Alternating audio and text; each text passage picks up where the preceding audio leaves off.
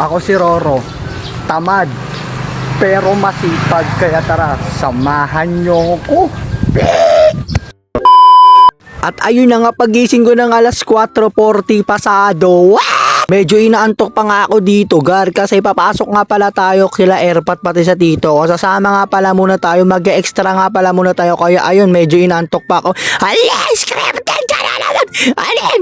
Ano yan, Roro? Scripted ka na naman. Ginaloko mo kami, ah. Pagbaba ko nga pala, uminom pala muna tayo dito ng tubig kasi kailangan natin katawan yan. Kaya ayun, pag inom ko, wala yan. Ay, tama, exercise muna tayo, yan. Bale, ilag, aray ko po, ilag. Yan, ganyan po talaga siya. Alam mo talaga, boxer, right? Yung pinakita pa yung kilikili niya. At ayun na nga, pagtapos mo pala dito mag-exercise, ayun na nga, nagluto nga pala muna tayo ng itlog dito kasi mag-almusal muna tayo bago tayo papasok. Yan, kaya okay na yan, Gar. Okay na yan. Kaya sunod natin itong corn beef. Kaya madali ang luto lang gagawin natin dito kasi ito lang naman yan dito.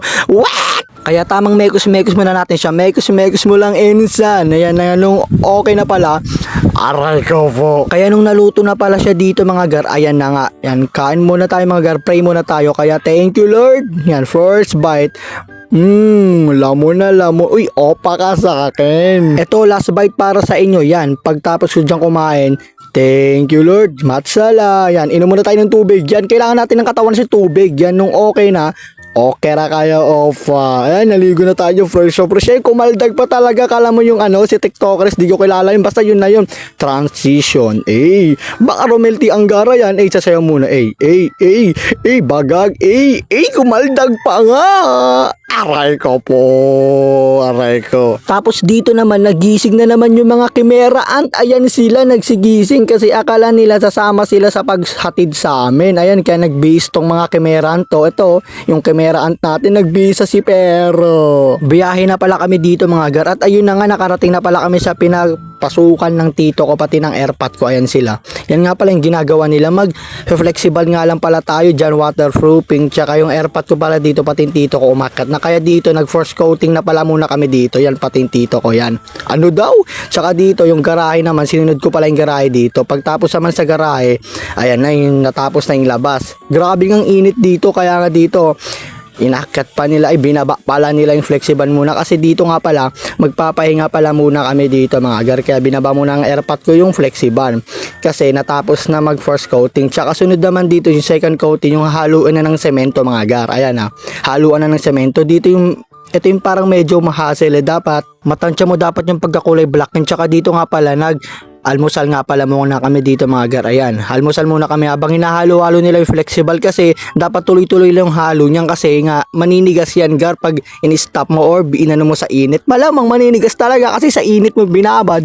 Kaya ayun, nagpahid pala muna yung Airpat ko dito sa poste kung nakuha na ba nila yung saktong kulay yung itim. Pero dito hindi pa pala, kaya dito yan ginagawa ko nga pala dito, ako nga pala yung taga-takal tapos sila naman yung taga-halo. Tsaka sa isang balde 12 na semento ilalagay. Yan, 12 na semento. Kaya ako naman dito nagpalit ako kay Papa. Sabi ko, pa ako muna yan. Hinalo-halo ko pala muna dito. Kasi tuloy-tuloy talaga halo niya kasi sa ilalim niya maninigas talaga yan. Kaya nung okay na yan, nag-force coating pala muna ako dito sa garahe. Yan. Nung natapos na, yung tito ko naman dito, tinignan ko pala muna sila dito. Patapos na sila, pati ito si Airpat to. Patapos na rin pala sila sa taas. Nung pagtapos pala namin i-second coating lahat, mga Gar, ayun, nagpahinga pala muna kami dito sa gilid ng tito ko. Kasi ang init talaga, napainom pa nga ako ng tubig dito kasi tirik na tirik dito sa amin yung init.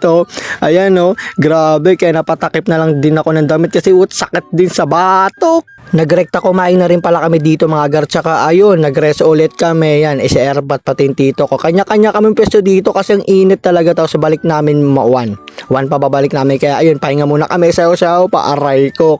Kaya pagtapos namin magpahinga, ayan, balik ulit kami sa trabaho namin. Kanya-kanya kami. Ako dito nga pala sa garahe ako. Yan, third coating na natin yan.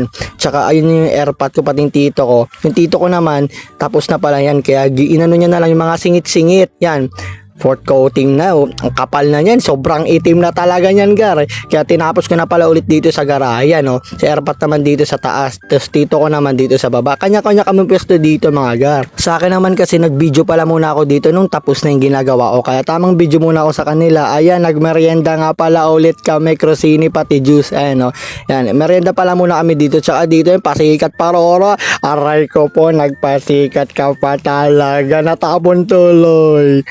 alas 4 na pala nung natapos namin to mga gar. Pero yung airpot ko dito hindi pa siya tapos sa taas. Malaglag ka talaga dyan. Aray ko po. Tsaka ito pala yung tito ko. Nililiyan niya yung panungkit niya. Masakit daw sa kamay kasi. Ayun na nga. Natapos na pala namin mga gar. Ito nga pala yung final look niya. Kung gusto nyo pala magpapintura ng bahay, magbarnis ng upuan or pintuan, mag-waterproofing ng ganyan, PM nyo lang ako gar. Babakbakan namin yung bahay nyo ha. PM nyo lang ako. At ayun na nga, dito na lang matatapos ang video na to. Kaya huwag kalimutang mag-like and follow sa page ko mga gar. Ako si Roro, tamad pero masipag. Hanggang dito na lang.